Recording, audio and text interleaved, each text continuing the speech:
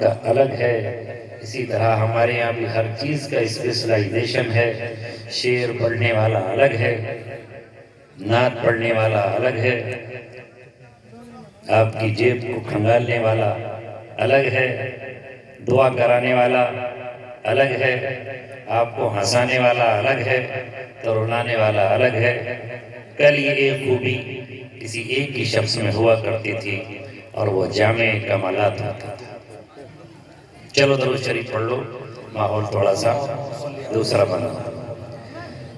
الحمدللہ نحمده ونستعینه ونستغفره ونؤمن به ونتوکل علیہ ونعوذ باللہ من شرور انفسنا ومن سیئات اعمالنا من يهده الله فلا مضل له ومن يضلله فلا هادي له ونشهد أن لا إله إلا الله وحده لا شريك له ونشهد أن سيدنا وسندنا وشفيعنا وحبيبنا ومولانا محمدا عبده ورسوله وصلى الله عليه وعلى آله وصحبه وسلم تسليما كثيرا كثيرا.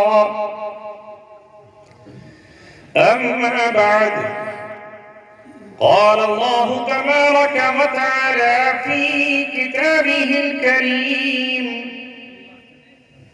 فإن آمنوا بمثل ما آمنتم به فقد اهتدوا وإن تولوا فإنما هم في شقاق فسيكفيكهم الله وهو السميع العليم. قال رسول الله صلى الله عليه وسلم: أصحابي كالنجوم بأيهم اقتديتم اهتديتم. وقال رسول الله صلى الله عليه وسلم: لو كان بعدي نبيا لكان عمر، أو كما قال رسولنا ونبينا محمد صلى الله عليه وسلم. وصدق رسوله النبي الكريم. ہو لاکھوں سلام اس آقا پر، ہوں لاکھوں سلام اس آقا پر، بت سارے جس نے توڑ دیے، دنیا کو دیا پیغام سکون، انسانوں کے رخ موڑ دیے۔ اس محسن عالم نے الیاس کیا کیا نہ دیا، انسانوں کو دستور دیا، منشور دیا، کئی راہیں دی، کئی موڑ دیے۔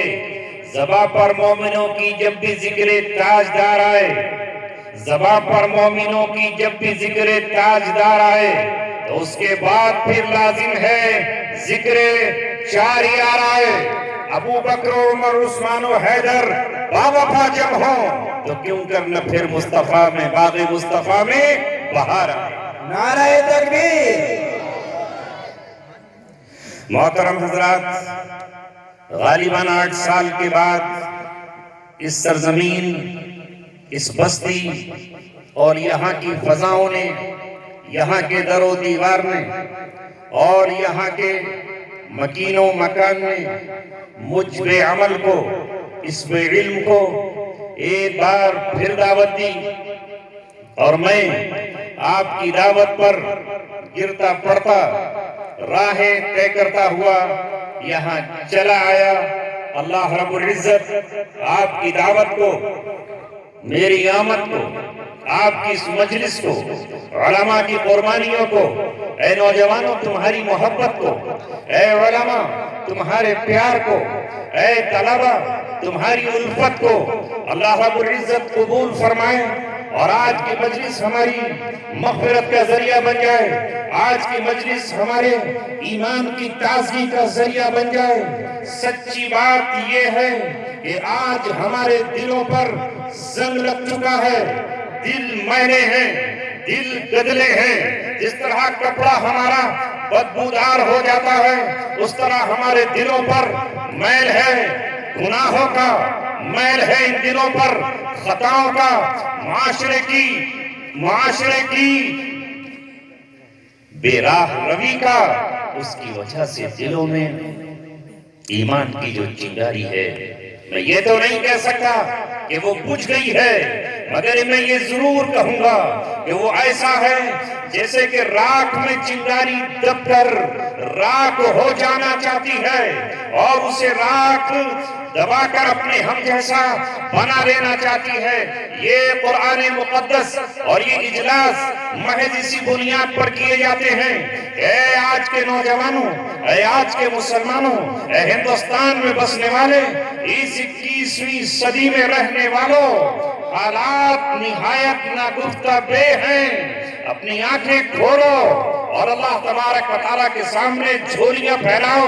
میں نے کل کہا تھا سلطان پور میں، اور آج تم سے کہتا ہوں کہ یہ خاموشی کہاں تک لذت فریاد پیدا کر، زمین پہ تو ہو، صدا تیری ہو آسمانوں میں۔ نہ سمجھو گے تو مٹ جاؤ گے، ہندوستان والوں، تمہاری داستان تک بھی نہ ہوگی داستان۔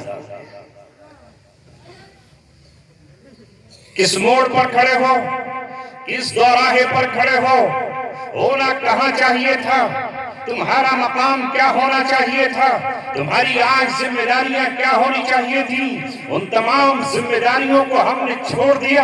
ابھی مجھ سے پہلے مفتی راغب صاحب آپ کے سامنے آواز لگا رہے تھے، جھولی پھیلا رہے تھے اور آپ سے کچھ مانگ رہے تھے، قرآن کے لیے، مدرسے کے لیے، اس کی زمین کے لیے، جہاں قرآن کی تلاوت ہوتی ہے، اس کے لیے میں مبارکباد دیتا ہوں ان نوجوانوں کو، ان بزرگوں کو، ان بچوں کو، ان گھرانوں کو جنہوں نے لاج رکھی اور آج اس مجمع کی طرف سے اللہ تبارک و تعالیٰ کو پیار کا ایک تحفہ دیا۔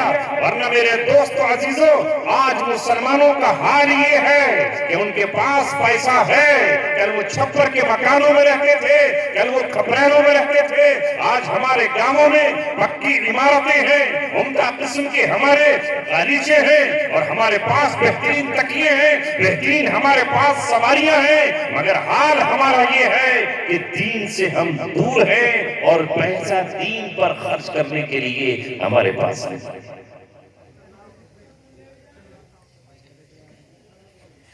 ہماری مالداری دیکھنی ہو تو شادیوں پر دیکھو، بینکٹ ہالوں میں دیکھو، ناچتے ہوئے نوجوانوں کو دیکھو، جھلکتے ہوئے بدنوں کو دیکھو، اتراتی ہوئی لڑکیوں کو دیکھو، فیشن کرتی ہوئی عورتوں کو دیکھو۔ یہ حال ہے ہمارا آج ہمارے پاس دولت تو ہے مگر دین پر خرچ کرنے کے لیے نہیں، محبتیں تو ہیں مگر علماء، طلبہ، حافظ اور قرآن کریم پڑھنے والوں کے لیے نہیں۔ یہ محبتیں ہماری آج لٹائی جا رہی ہیں کس پر؟ یہ محبتیں لٹائی جا رہی ہیں کرکٹ کھیلنے والوں پر، چوکے اور چھکے لگانے والوں پر، باؤنڈری سے پار بال پھینک دینے والوں پر۔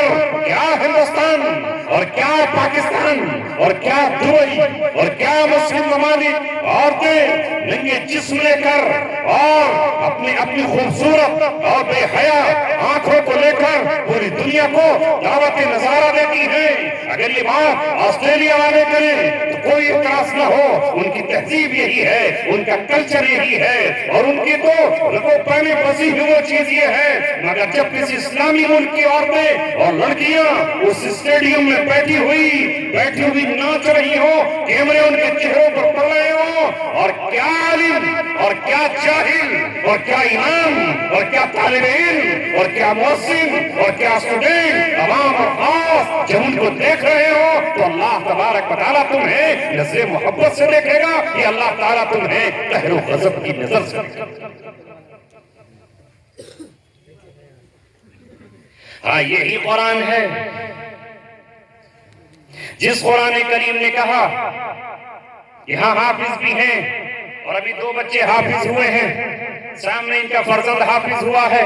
اے میرے حافظ بچوں، میں بار بار پکار رہا ہوں، تمہارے سامنے درد دل رکھ رہا ہوں، تمہارے سامنے جگر کا خون رکھ رہا ہوں، تمہارے سامنے اپنے آہیں اور آنسو رکھ رہا ہوں. اے ہندوستانی مسلمانوں، تم قرآن کریم کو سمجھو گے کس دن؟ قرآن کریم کا ترجمہ کس دن جانو گے؟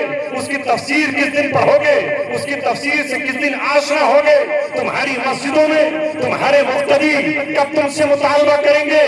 کاش امام صاحب، مفتی صاحب، قاضی صاحب ہمیں قرآن کی تفسیر سنا دیجئے. آج سے 1450 برس پہلے ہمارے رب نے ہمیں پیغام دیا، ہمیں آخری کتاب دی، ہمیں آخری قرآن دیا. ہمیں پتہ نہیں یہ عربی زبان میں ہے، ہماری زبان عربی نہیں ہے، مگر آپ ہمیں بتائیے تو صحیح کہ قل اعوذ برب الفلق کے معنی کیا ہے. آپ ہمیں بتائیے تو صحیح کہ اس میں رضی اللہ عنہم ورضوا عنہ کے معنی کیا ہے. آپ ہمیں بتائیے تو صحیح کہ قرآن کریم کی سورہ بقرہ میں کیا لکھا ہے، سورہ طلاق میں کیا لکھا ہے، سورہ فتح میں کیا ہے، سورہ محمد میں کیا لکھا ہوا ہے. آپ بتائیں تو صحیح. لیکن ہائے یہ مسجدیں خالی ہیں آج ایسے اماموں سے کہ جو تفسیر نہیں کر سکتے، اور اگر جو تفسیر کر سکتے ہیں تو اس سے یہ امت مطالبہ نہیں کرتی. یہ جانو بیٹھ نہیں سکتی، یہ 10 منٹ اور 15 منٹ نہیں دے سکتی، اٹھ کر کے چلی جاتی.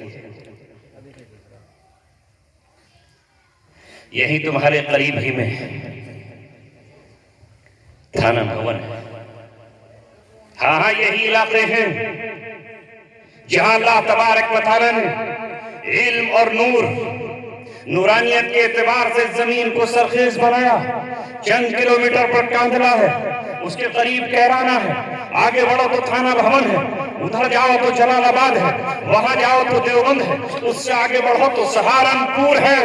اللہ رب العزت نے اس خطے کو اور اس سرزمین کو جس طرح زمین کے اعتبار سے، گنے اور کھیتوں کے اعتبار سے زرخیز بنایا ہے، اسی طرح یہاں اللہ رب العزت نے اپنی وہ امانت جو صحابہ سے منتقل ہوتے ہوئے، جو ائمہ سے آگے بڑھتی ہوئی یہاں تک پہنچی، ایسے سینے دیے، ایسے سفینے دیے، ایسی زبانیں دی، ایسے دل دیے، ایسے دماغ دیے جنہوں نے قرآن کو محفوظ کیا. اور حضرت مولانا اشرف علی تھانوی نور اللہ مرقدہ نے قرآن کریم کی تفسیر اردو زبان میں لکھی. کس کے لیے؟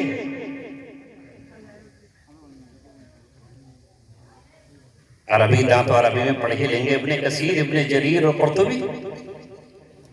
کس کے لیے؟ مولانا عبد الماجد دریابادی رحمت اللہ علیہ جو حضرت تھانوی کو اپنا مرشد مانتے ہیں اور مولانا محمد علی جوہر کو اپنا محبوب قرار دیتے ہیں، انہوں نے تفسیر ماجدی لکھی. کس کے لیے؟ شاہ ولی اللہ کے بیٹوں نے اگر اردو زبان میں قرآن کا ترجمہ کیا، جب قرآن کا ترجمہ کرنے کو لوگ سمجھتے تھے یہ قرآن کے ساتھ زیادتی ہے، یہ قرآن کے ساتھ ناانصافی ہے، تو انہوں نے لفظ بلفظ ترجمہ کیا تاکہ تم یہ جان سکو کہ رب تم سے کیا کہنا چاہتا ہے، تمہارا مولا تمہیں خطاب کر کے تم سے کیا کہہ رہا ہے. مگر ہائے افسوس افسوس، آج ہمارا حال یہ ہے جو کل قرآن کے منکروں کے بارے میں قرآن نے کہا تھا، جو قرآن نے اپنے دشمنوں کے بارے میں کہا، قرآن نے جو ابو جہل اور ابو لہب کے بارے میں کہا، قرآن نے جو عتبہ اور شیبہ کے بارے میں کہا، قرآن نے جو نضر بن حارث اور عقبہ بن ابی معیط کے بارے میں کہا، وقال الذین کفروا لا تسمعوا لهذا القرآن والغوا فیہ لعلکم تغلبون، کہ قرآن کو سننا نہیں ہے، قرآن کو سننا نہیں ہے. کوئی قرآن پڑھے چونکہ ان کی زبان عربی تھی، وہ اس کے معنی جانتے تھے، وہ اس کی تشریح جانتے تھے، وہ سمجھتے تھے قرآن کیا کہہ رہا ہے، تو انہوں نے کہا لا تسمعوا لهذا القرآن، اس قرآن کو سننا نہیں ہے. والغوا فیہ، جب قرآن پڑھا جائے روڑے اٹکا دو، قرآن جب پڑھا جائے رکاوٹیں کھڑی کر دو، قرآن جب پڑھا جائے سیٹیاں بجا دو، قرآن جب پڑھا جائے تالیاں بجاؤ، قرآن جب پڑھا جائے شور مچاؤ، قرآن جب پڑھا جائے ہردنگ مچاؤ. لعلکم، امید یہ ہے کہ تم غالب آ جاؤ گے، غالب آ جاؤ گے.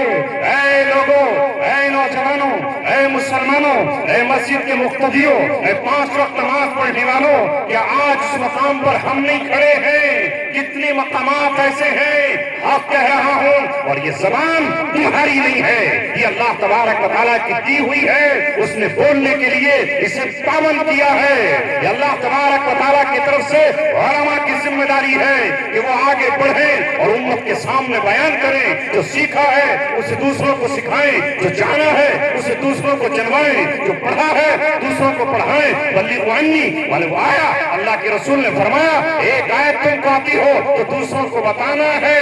آج حال یہ ہے کہ مسلمانوں میں ایسے لوگ کھڑے ہو گئے ہیں، اگر کوئی یہ چاہتا ہے وہ قدیوں سے گزارش کرتا ہے، اے لوگوں میں علم دین حاصل کر کے آیا ہوں، میں ابن کثیر پڑھ سکتا ہوں، میں مفتی شفیع صاحب کی معرفت القرآن پڑھ سکتا ہوں اور تمہیں سنا سکتا ہوں، تو مسلمان خود کھڑے ہو کر کہتے ہیں خدارا قرآن کی تفسیر یہاں بیان مت کرنا، ہمیں قرآن کی تفسیر نہیں سننا۔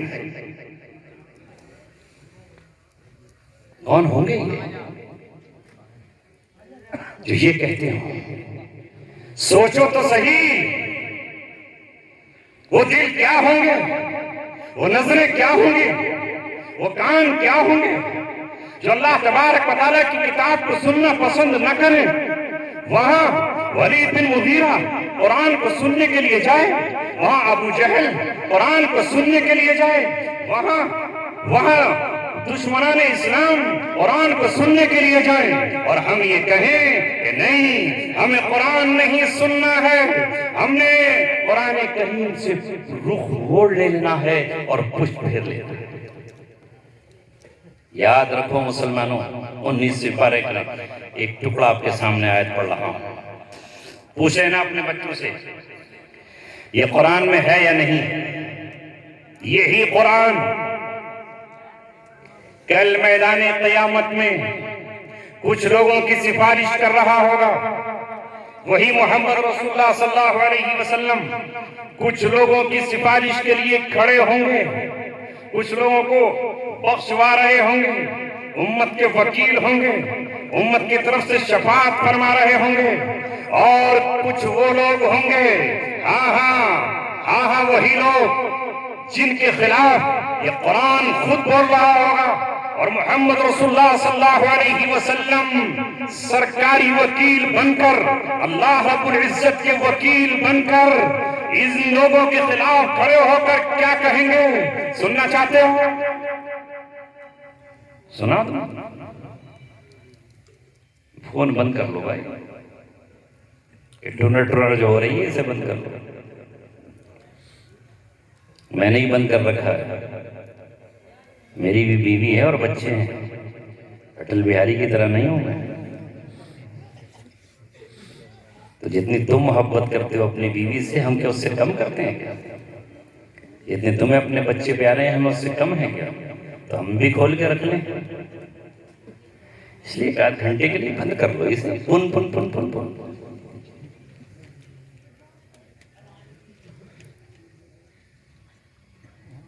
یہ حال ہے، مسجد میں بھی اگر بچ جائے تو اسے نماز کا سلام پھیرنا مشکل ہوتا ہے، ترنت سلام پھیرتے ہی تمام لوگ اللہ سے مناجات میں ہیں، اللہ سے معراج کی حالت میں ہیں، اللہ سے ملاقات کی حالت میں ہیں، اور وہیں بیٹھ کر کے موبائل شروع کر دیتا ہے، اسے نہیں پتا کہ کہاں بیٹھا ہوا ہے۔ ایس پی صاحب کے سامنے کھڑے ہو کر کبھی فون کر لے گا؟ دروغہ جی کے سامنے میری حیثیت ہے کہ اٹھا کے فون کرنے لگے ان کے آفس میں؟ مگر اس مجلس کی کوئی اہمیت نہیں ہے، رہ گئی رسم اذان، روح بلالی نہ رہی، فلسفہ رہ گیا، تلقین غزالی نہ رہی۔ حال یہ ہے مسلمانوں، آج میں پھر کہہ رہا ہوں، بات کدھر چلی گئی دوسری طرف، آج کمی نہیں ہے مسجدوں کی، مسجدیں روزانہ تعمیر ہو رہی ہیں، ایک سے ایک بڑھ کر تعمیر ہو رہی ہے، خوشنما سے خوشنما تعمیر ہو رہی ہیں، بہت عالی شان مسجدیں تعمیر ہو رہی ہیں، کوئی لندن کی مسجد کا نقشہ لاتا ہے اور اسے تعمیر کر رہا ہے، کوئی دبئی کا نقشہ لے کر آ رہا ہے اور اسے تعمیر کر رہا ہے، سوال یہ ہے کہ ان مسجدوں میں جو نماز پڑھنے جا رہے ہیں ان کی ایمانی کیفیت کیا ہے، ان کے سجدوں کی کیفیت کیا ہے؟ برس پہلے علامہ اقبال نے کہا تھا، سنی نہ مصر و فلسطین میں وہ عزا میں نے دیا تھا جس نے پہاڑوں کو راشائے سیما، وہ سجدہ روح زنی جس سے کانپ جاتی تھی اسی کو آج ترستے ہیں ممبر و محراب۔ دل میں سوز نہیں ہے، اندر جلن نہیں ہے، غریبوں کا درد نہیں ہے، مسکینوں کے لیے پیار نہیں ہے، بیواؤں سے محبت نہیں ہے، مظلوموں کے لیے کوئی آہ نہیں ہے، کوئی آہ نہیں ہے مظلوموں کے لیے۔ ہاں میں دیکھتا ہوں مسجد کا امام قنوت ناصرہ پڑھتا ہوتا ہے، مگر وہی رٹی رٹائی، وہی رسمی، نہ آہ ہے، نہ ہچکی ہے، نہ سسکی ہے، نہ آنسو ہے، نہ درد ہے، نہ سوز ہے۔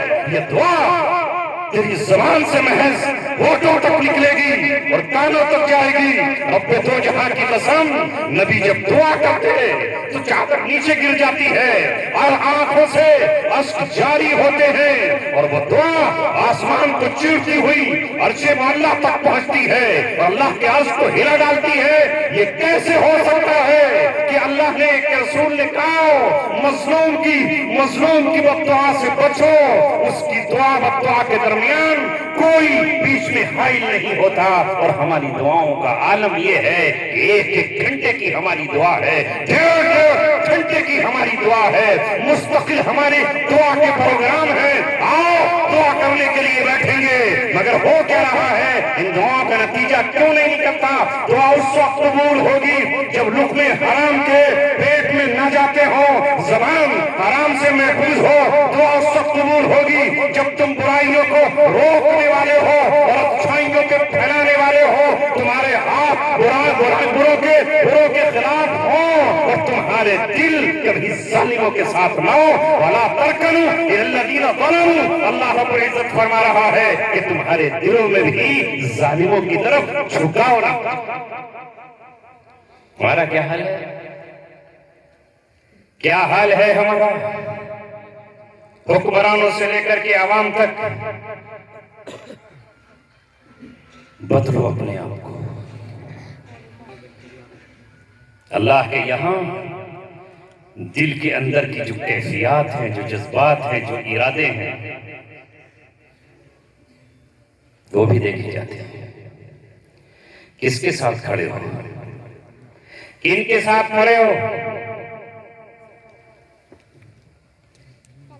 یہ کرکٹ کے کھلاڑی ہوں، یہ سنیما ہال کے پردوں پر آنے والے ایکٹر ایکٹریس ہوں، انہیں کوئی درد ہے؟ انہیں کوئی غم ہے؟ تمہارے دلوں میں ان کا پیار کیوں؟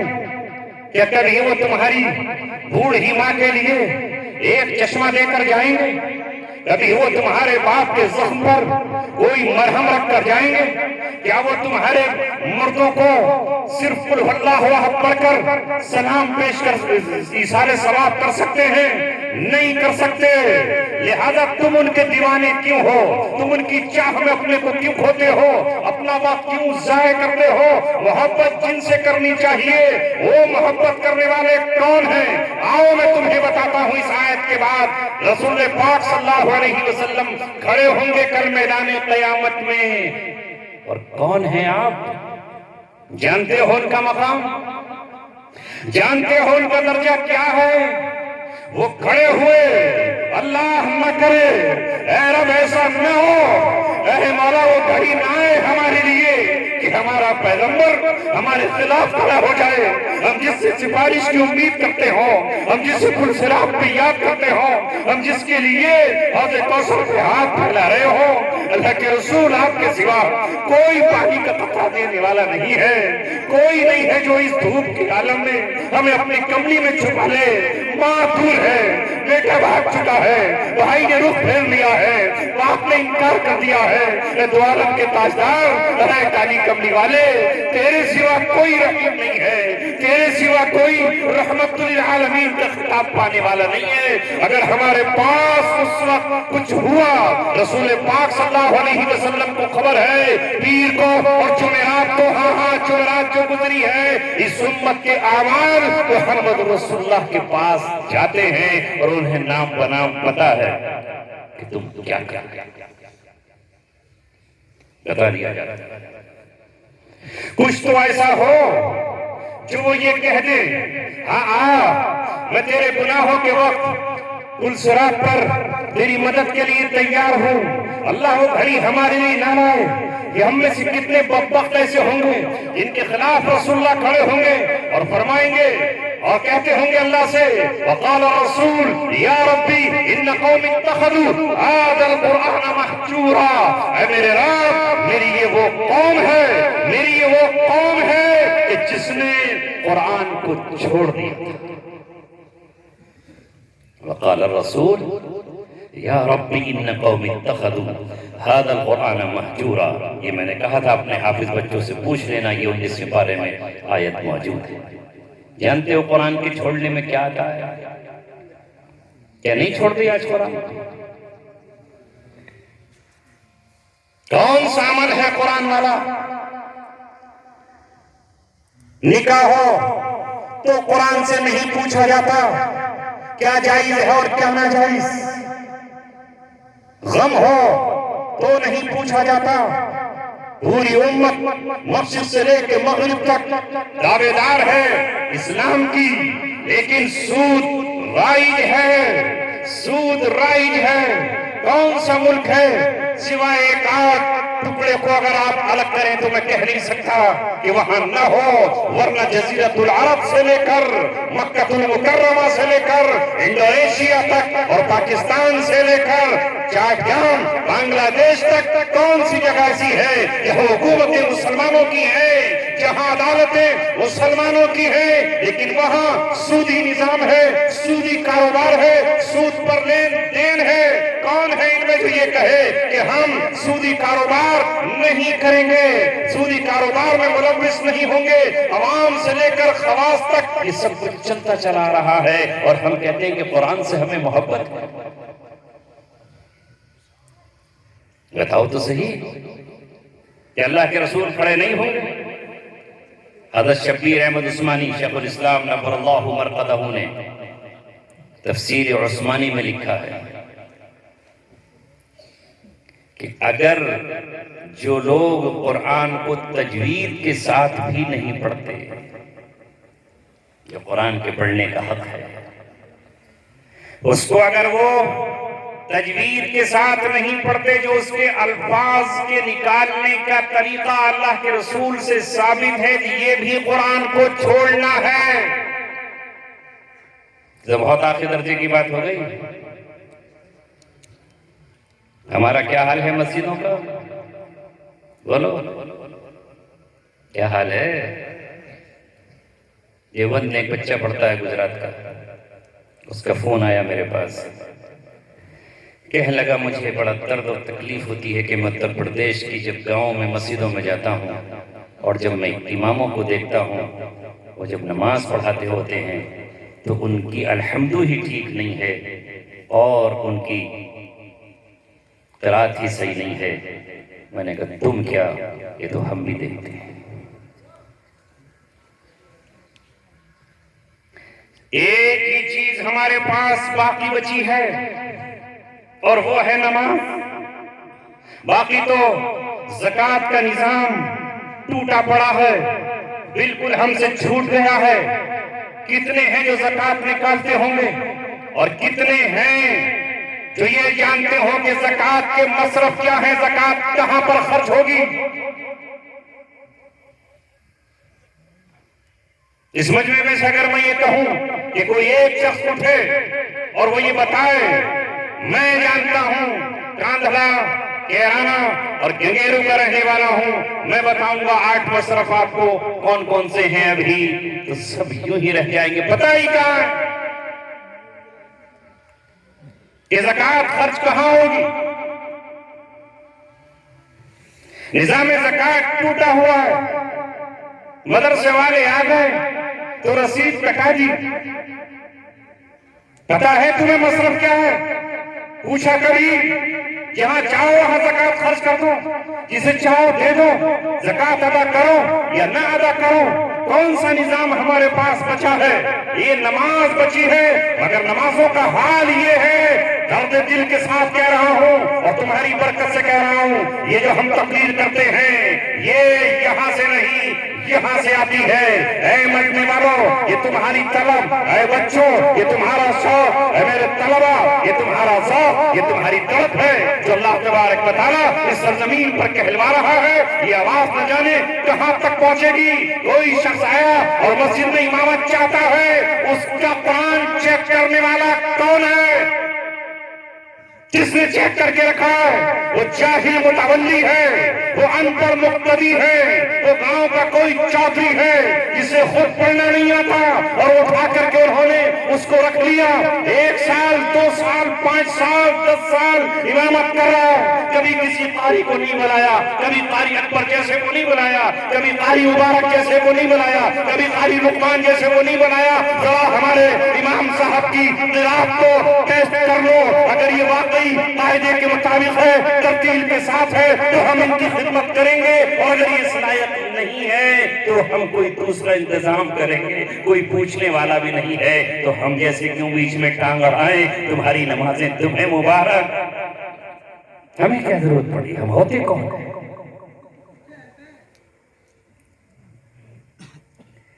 کیوں؟ اس لیے کہ سستا ہے، کچھ کہتا نہیں، لوٹا بھی بھر کے ہمیں دے دیتا ہے، صفے بھی خود بچھا دیتا ہے، اذان بھی خود دے لیتا ہے، نالیاں بھی صاف کر لیتا ہے. واہ واہ کیا کہنے، ایسا امام ہے. لہذا ہمیں قرات سے کیا مطلب، ہمیں اس کے سوز و ساز سے کیا مطلب، ہمیں کیا مطلب کہ کیا پڑھ رہا ہے.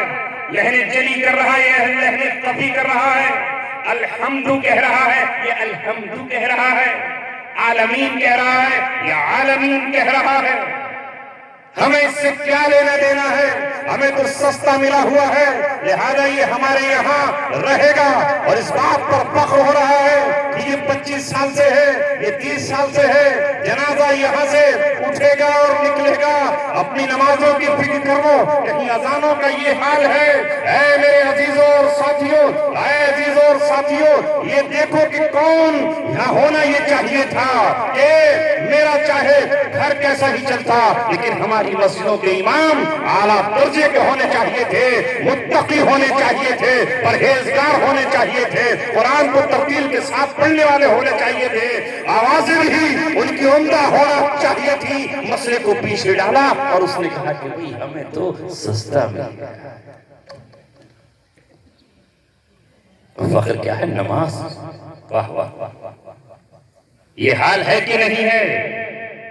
میں کچھ اور بول رہا ہوں.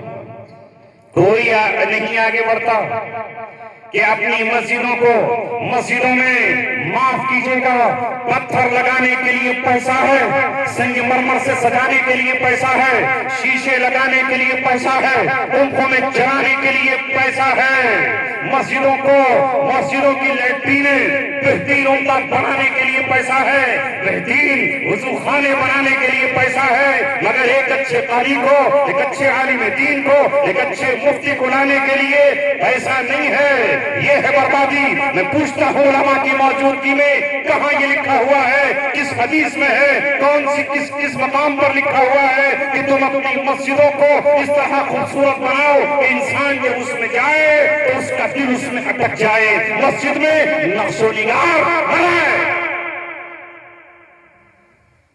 تمہارا رہنما یاد رکھو، مغل سمراٹ کوئی نہیں ہے، مغل کوئی بادشاہ نہیں ہے، ابراہیم لودھی نہیں ہے، بابر اور ہمایوں نہیں ہے، ہارون رشید اور مامون نہیں ہے، بنو عباس اور بنو امیہ نہیں ہے. تمہارے لیے اگر کوئی نمونہ ہے تو وہ 4 یار ہے، وہ ابو بکر ہے، وہ عمر ہے، وہ عثمان ہے، وہ علی ہے، وہ ان کے بیٹے حسن ہیں، وہ حسین ہیں، وہ ان کے اہل بیت ہیں، اور وہ عمر ابن عبدالعزیز ہیں جنہیں تمہیں رول ماڈل اور نمونہ اپنے لیے بنانا چاہیے۔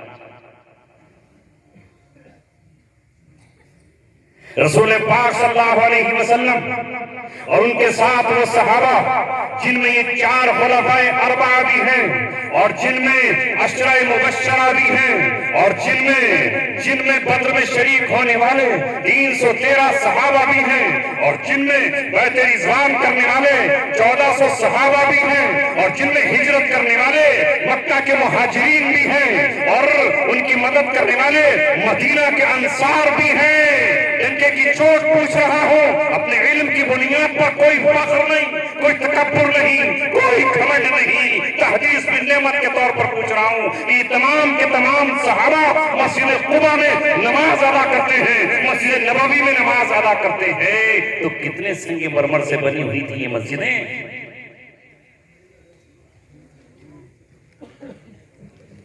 کاہے کی بنی ہوئی تھی؟ تو دنیا میں اسلام نہیں پھیلا، نہیں پھیلا، ایران میں داخل نہیں ہوا قافلہ سعد بن وقاص کا۔ بولو، حضرت عمر بن خطاب رضی اللہ تعالیٰ عنہ کے دور میں کیا ایران پتہ نہیں ہوا؟ کہ حضرت عمر بن خطاب کے دور میں روم پتہ نہیں ہوا؟ کہ بیت المقدس مسجد اقصی آزاد نہیں ہوئی؟ کون سی مسجد تھی ان کے پاس؟ یہ کہاں سے آیا ہمارے پاس تصور؟ یہ کہاں سے آیا ہمارے پاس تصور کہ مسجد اعلیٰ درجے کی ہوگی تو پھر اس کے ذریعے سے تم دنیا فتح کرو گے؟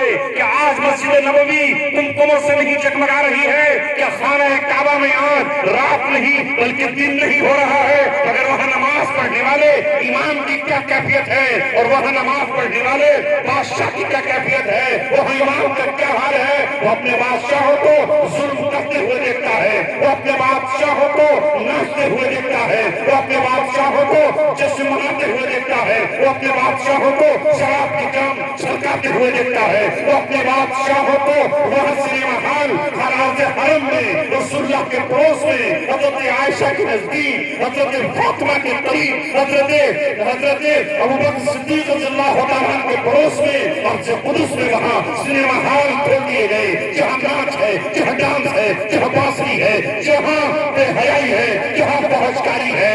اگر یہ کہتے ہو تم مماتی نہیں ہو کہ محمد رسول اللہ اپنے قبر اطہر میں زندہ ہے، اگر تم یہ کہتے ہو کہ شہداء زندہ ہے، اگر تم یہ کہتے ہو کہ بدر کے شہید زندہ ہیں، اگر یہ کہتے ہو کہ وہاں کے شہید زندہ ہیں، وہ شہید مردہ نہیں ہوا کرتے، تو کیا وہاں پائل کی بننے والی جھنجار سے ان کو تکلیف نہیں ہو رہی ہوگی؟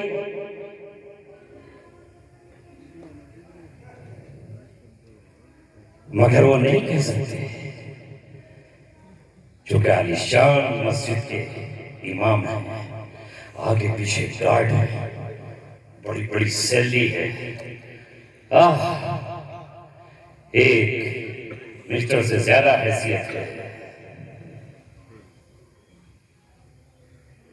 اے دوستو، تمہارے لیے نمونہ نہ لاس اینجلس کے بازار ہیں، تمہارے لیے نمونہ نہ حکمران ہیں، تمہارے لیے نمونہ نہ ہالی ووڈ اور بالی ووڈ کے اداکار ہیں، تمہارے لیے نمونہ میچ فکسنگ کرنے والے کرکٹر یا بالر ہیں۔ 1400 برس پہلے اسی حدیث کو میں نے پڑھا، آپ کے گاؤں میں سنو، دل کے کانوں سے سنو، ان کانوں سے نہیں جن کو آپ نے کھول رکھا ہے، دل کے کانوں سے سنو، اور میری طرف آپ دل کی آنکھوں سے مجھے دیکھو، ان آنکھوں سے نہیں، یہ آنکھیں کھلی بھی ہو سکتی ہے اور بند بھی، دل کی آنکھیں کھول لو، دل کے کانوں کو کھول لو۔ اللہ کے رسول فرما رہے ہیں، اصحابی کالنجوم بِأَيِّهِمْ اقتدیتم اهتدیتم، میرے صحابہ ستاروں کے مانند ہیں. اگر تمہیں راستہ چاہیے, تمہیں اگر منزل چاہیے, تمہیں اگر کوئی جگہ چاہیے, تو جس طرح دنیا میں رات کے اندھیروں میں پانی کے جہاز چلانے والوں کو ستاروں سے راستہ ملتا ہے, جنگلوں میں قافلوں کو ستاروں سے راستہ ملتا ہے, ستاروں سے منزلیں طے کی جاتی ہیں, تو ایمان کی دنیا میں, اسلام کی دنیا میں جنت کا راستہ پانے کے لیے تمہیں صحابہ کو ستارہ بنانا ہوگا, اور صحابہ تمہارے لیے ہیرو کی حیثیت میں ہو. اصحابی کالنجوم بأیہم اقتدیتم اہتدیتم. جس صحابی کا دامن پکڑ لو گے وہ تمہیں مجھ تک لے آئے گا, جو مجھ تک آ جائے گا میں اسے جنت تک لے جاؤں گا. بڑا بد نصیب ہے وہ, بڑا کم نصیب ہے وہ, بڑا محروم ہے وہ. کاش اسے اپنی محرومیت کا احساس ہو جاتا, جو صحابہ سے بغض رکھتا ہو, جو صحابہ سے عداوت رکھتا ہو, جو صحابہ سے پیار نہ کرتا ہو, جس کی دل میں صحابہ کی عظمت نہ ہو. یہ وہی صحابہ ہیں کہ قرآن مقدس ان کی تعریف کرتا رہا, ان کی فضیلت بیان کرتا رہا, اور رہتی دنیا تک, آنے والے قیامت تک تمام انسانوں کو اللہ نے پکار کر کہا تمہارا ایمان, چاہے تم ایمان کے کتنے ہی دعوے دار ہو, چاہے مسلمانیت کا کتنا ہی ڈنکا پیٹنے والے ہو, اپنے ہاتھوں میں ڈھول اور تاشا تم کتنا ہی اٹھانے والے ہو, لیکن اگر تمہارا ایمان ابو بکر کے ایمان کو معیار تم نہیں بناتے, عمر بن خطاب کے ایمان کو معیار نہیں بناتے, علی مرتضیٰ کے ایمان کو معیار نہیں بناتے, اگر تمہارا ایمان صاحب بن وقاص کی طرح نہیں ہے, اگر تمہارا ایمان علی مرتضیٰ کی طرح نہیں ہے, تمہارا ایمان کے لیے معیار کون ہے؟ فرمایا فَإِنْ آمَنُوا بِمِثْلِ مَا آمَنْتُمْ بِهِ فَقَدِ اهْتَدَوْا. یہود سے اعلان کر کے کہہ دو, نصارہ سے اعلان کر کے کہہ دو, قیامت تک آنے والے ہر شخص سے کہہ دو, اگر وہ ایمان لے آئیں تمہارے جیسا تو ہدایت پا جائیں گے, اور اگر تم جیسا ایمان نہیں لائے تو پھر اللہ کو ان کی کوئی ضرورت نہیں. آمنوا کما آمن الناس. منافقوں کو پکار کر کہا گیا جو دل میں یہود کی محبت بھی رکھتے تھے اور مشرکین مکہ سے بھی پیار کرتے تھے, مشرکین مکہ سے بھی دوستیاں تھیں اور یہود سے بھی پینگے بڑھا رہے تھے, یہود سے دوستیاں کرتے تھے کہ اگر یہودی غالب آ گئے تو ہم ان کے ساتھ کھڑے نظر آئیں گے, اگر جنگ میں وہ جیت گئے تو ان کی جانب کھڑے ہوئے ہیں, اگر یہ جیت گئے تو ان کی جانب کھڑے ہوئے ہیں. ابھی انتظار کر رہے تھے, قرآن نے ان کے بارے میں کہا لا الہ ہؤلاء ولا الہ ہؤلاء, نہ یہ ادھر ہے نہ یہ ادھر ہے. ارے اے مومن تو وہ ہوگا جو ابوبکر صدیق کی طرح سب کچھ اپنا لٹا دے محمد رسول اللہ صلی اللہ علیہ وسلم پر, اور قرآن کریم شہادت دے اذ ہما ثانی اثنین فی الغار. یاد کرو وقت جب دونوں کا دوسرا غار کے اندر تھا, دونوں کا دوسرا کون تھا؟ ایک محمد رسول اللہ تھے اور دوسرے عائشہ کے ابو حضرت ابوبکر صدیق تھے. بولو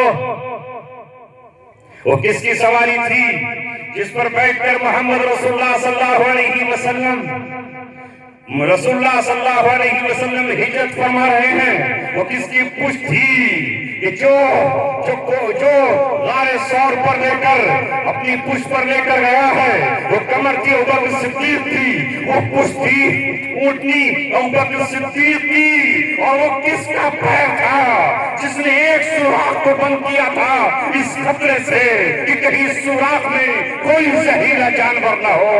وہ اس کا کس کا پیر تھا جس نے سانپ نے کاٹا ہے اور ابوبکر نے اف نہ کی, زہر چڑھا تو آنسو رسول اکرم کے چہرے اور رخسار پر گرے, آنکھ کھلی تو چہرہ نیلا تھا. کیا ہوا صدیق؟ کہا نہیں معلوم, سارے سوراخ بند کر دیے تھے, ایک سوراخ پر پیر تھا, مجھے نہیں معلوم کس نے کاٹا ہے, کس نے ڈسا ہے. رسول اللہ نے کہا پیر ہٹائیے, وہاں وہاں سے سانپ نکلا، ابو بکر بے دم ہے، موت قریب آ رہی ہے اور موت آنے ہی والی ہے، اس دنیا سے جانے والے ہیں کہ محمد رسول اللہ نے کہا تیرے لیے کسی طبیب کو، کسی ڈاکٹر کو نہیں بلایا جائے گا، اللہ نے میرے لعاب میں وہ جان رکھی ہے کہ تیرے کاٹے ہوئے سانپ کے زہر کا علاج اسی دھوپ سے کر دیا جائے گا۔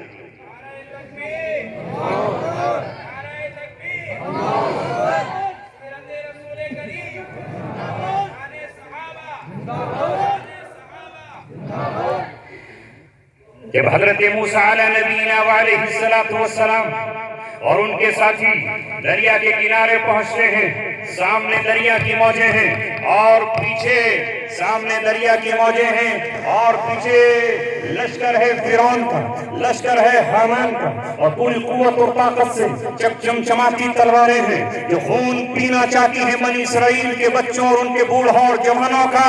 ادھر سامنے دریا کی موجیں ہیں، پیچھے دشمن، پیچھے لشکر دشمنوں کا، سامنے گہری ندی زندگی کے ہاتھ میں ہے، موت کے ہاتھوں میں ہے۔ اب زندگی کا فیصلہ، بنی اسرائیل تڑپ اٹھے اور پکار اٹھے، اے موسیٰ انا لمدرکون، اب ہم پکڑ لیے جائیں گے، اب نیزے چلنے والے ہیں، اب لاشیں گرنے والی ہیں، خون ٹپکنے والا ہے، سامنے سمندر ہے جس میں ڈوب جائیں گے۔ اس وقت موسیٰ علیہ السلام نے کہا انا معی ربی، میرے ساتھ میرا رب ہے، سیہدین، وہ مجھے راستہ دکھائے گا۔ یہ موسیٰ علیہ السلام ہے جو یہ نہیں کہتے کہ تمہارے ساتھ میرا رب ہے، انہوں نے اپنے کو کہا میرے ساتھ میرا رب ہے۔ یہاں محمد رسول اللہ نے، یہ ابوبکر صدیق نے کہا اے میرے آقا، اے میرے محبوب، اے میرے دوست، اے میری جان سے زیادہ عزیز، اے میرے سارے مال سے زیادہ مجھے محبوب، وہ دشمن آ چکے ہیں، ہمیں اگر دیکھ لیا تو کیا ہوگا؟ اس وقت رسول اللہ نے کہا اے ابوبکر صدیق لا تحزن، غم کرنے کی ضرورت نہیں ہے، ان اللہ معنا، اللہ تیرے ساتھ بھی ہے، اللہ میرے ساتھ بھی ہے۔ یہ نہیں کہا ان اللہ معی، اللہ میرے ساتھ ہے، محمد رسول اللہ نے کہا ان اللہ معنا، اللہ میرے ساتھ ہے اور اللہ ہم دونوں کے ساتھ ہے۔ جسے رسول یہ پیغام دے کر گئے ہوں، اس کی عظمت کیوں نہ بیان کی جائے؟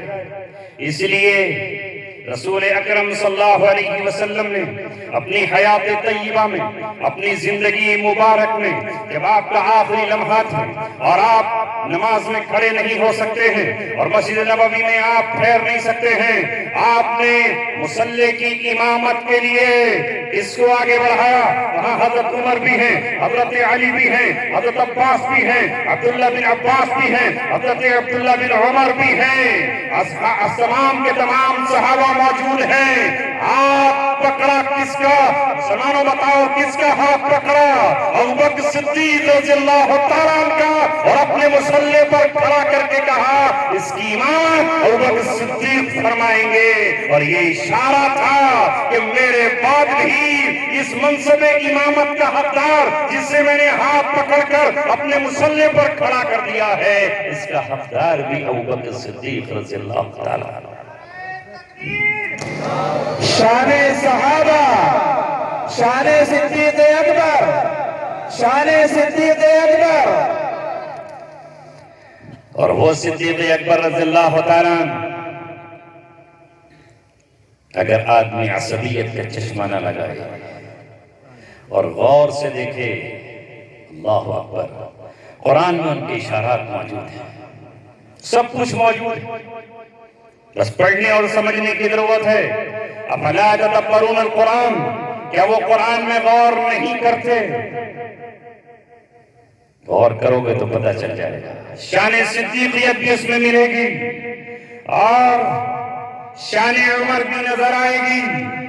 اللہ رب العزت نے فرمایا یا ایھا الذین آمنوا من یرتد منکم عن دینہ، اے لوگوں اگر تم میں سے کوئی اپنا دین چھوڑ جائے، اسے کہتے ہیں مرتد ہو جائے، فَسَوْفَ يَأْتِي اللَّهُ بِقَوْمٍ، تو اللہ تبارک و تعالیٰ ایک ایسی قوم کو لے کر آئے گا یحبہم ویحبونہ، اللہ ان سے محبت کرتا ہوگا اور وہ اللہ رب العزت سے محبت کرتے ہوں گے، اور اللہ تبارک و تعالیٰ کے راستے میں اپنی جانوں کو لٹانے کی کوئی پرواہ نہیں کریں گے۔ وَلَا يَخَافُونَ لَوْمَةَ لَائِمٍ، کسی ملامت کرنے والے کی ملامت کی پرواہ نہیں کریں گے۔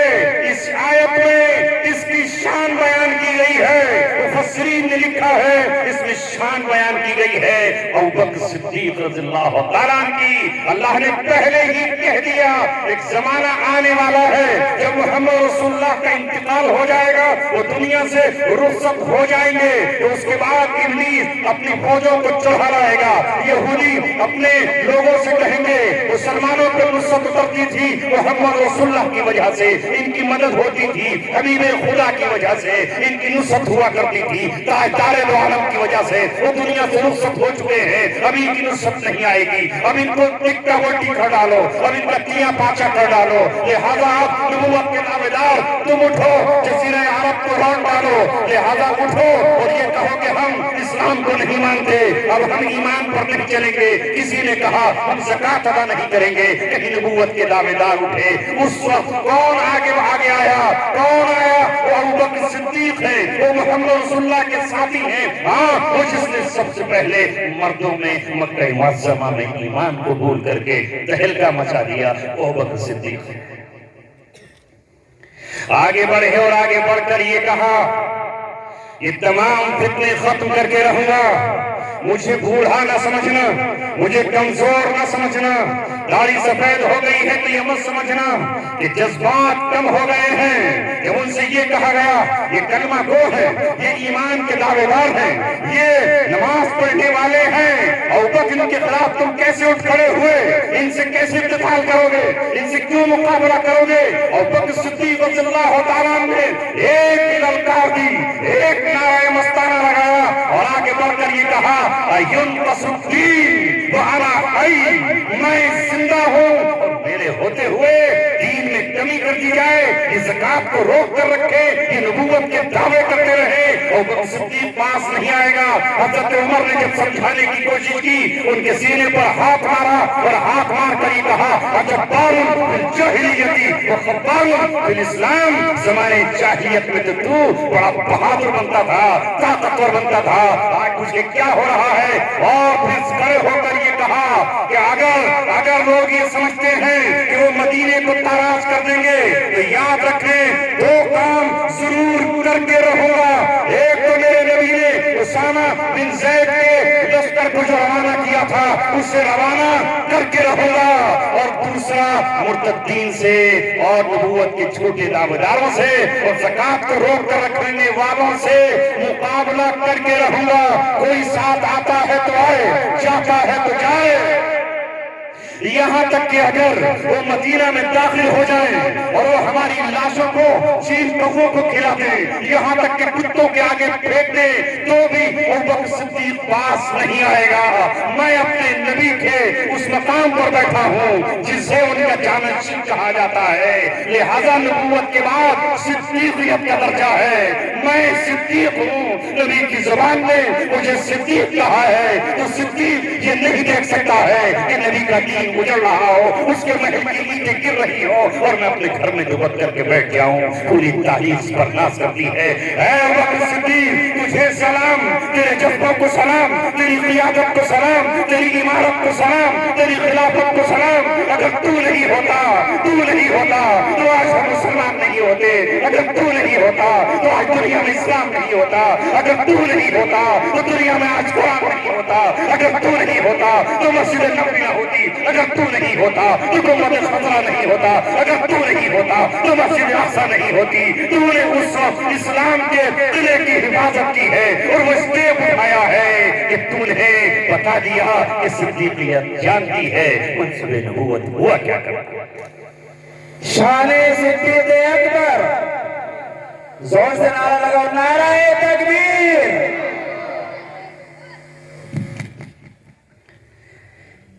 اس لیے جس طرح سورج کے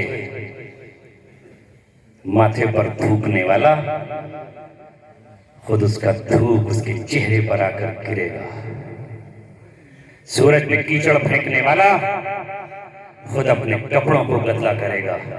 صدیق اکبر جس کی شان، جس کے قصیدے، جس کی تعریف نبی کر رہے ہو، خدا کر رہا ہو، اس کے دامن پہ کون داغ لگا سکتا ہے؟ ہاں منافقین نے، جن کے بارے میں نے عرض کیا کہ کبھی وہ یہودیوں کے ساتھ ہیں، کبھی مشرکین کے ساتھ ہیں.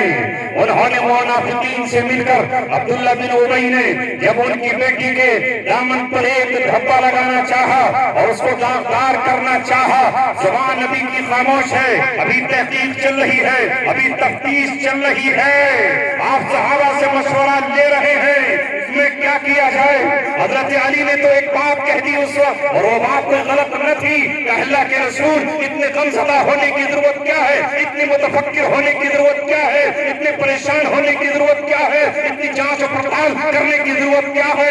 آپ کے لیے بہت ساری عورتیں ہیں، آپ کے لیے بہت ساری اللہ رب العزت نے پاکیزہ بندیاں رکھی ہیں، آپ جس سے چاہے نکاح کر لیں. آپ محمد صلی اللہ علیہ وسلم نے کہا یہ آپ کا مشورہ ہے. اے عمر، اے میری مراد، تو بتا تو کیا مجھے مشورہ دیتا ہے؟ حضرت عمر رضی اللہ تعالیٰ نے کہا اے محمد رسول اللہ، اے ہمارے دل کی دھڑکنوں سے زیادہ قریب، اے ہمارے خون کی بوندوں سے زیادہ ہمیں محبوب، اے ہمیں اپنی اولادوں سے زیادہ عزیز، اے اللہ کے رسول مجھے یہ بتائیے کہ عائشہ رضی اللہ عنہا کو آپ کے نکاح میں لے کر کون آیا تھا؟ کس نے آپ کو بیوی بنایا ہے؟ آپ کی انگلی آسمان کی طرف اٹھی، رب اعظم اللہ رب العزت اللہ جل جلالہ نے ان کو میرے نکاح میں دیا ہے. تو حضرت عمر نے کہا پھر اللہ کا فیصلہ غلط نہیں ہو سکتا.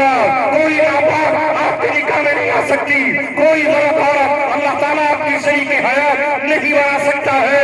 انتظار کیجئے، قرآن کر رہا ہے، وحی آ رہی ہے، وحی آئے گی، قرآن آئے گا، جبریل آئے گا اور آپ کو بتائے گا کہ سازش کس کس نے کی ہے. اور حضرت عائشہ کا دامن چاند کی طرح اجلا اور پاک آ گیا. قرآن آ گیا. میں حضرت عائشہ کی برات لے کر نہیں، قیامت تک تمام پاکیزہ بیٹیوں کے لیے، پاکیزہ ماؤں کے لیے، پاکیزہ بھائیوں کے لیے، الخبیثات للخبیثات، خبیث عورتیں خبیث مردوں کے لیے ہیں، والخبیثون للخبیثات والطیبات للطیبین والطیبون للطیبات. پاکیزہ مرد پاکیزہ عورتوں کے لیے ہیں اور پاکیزہ عورتیں پاکیزہ مردوں کے لیے ہیں. یہ اللہ رب العزت کا ججمنٹ ہے، یہ اللہ رب العزت کی قضا ہے، یہ اس کا فیصلہ ہے. یہ پاکوں کا پاک جس پر ساری پاکیاں ٹوٹ جاتی ہیں، یہ گناہوں سے معصوم، یہ اللہ رب العزت کا محبوب، یہ اس کا رسول جس کی سرش سے، جس کی مٹی سے، جس کے نور جو نور ہی نور ہے، آہا سراپا نور ہے. دوسرا مت جانا، آج اس کا نور حضرت ابراہیم کی پیشانی میں، حضرت آدم کی پیشانی میں، جس کے نور سے یہ پوری کائنات کو سجایا گیا ہے، وہ گناہ نام کی چیز ہی نہیں ہے. تو جب عام مردوں کے لیے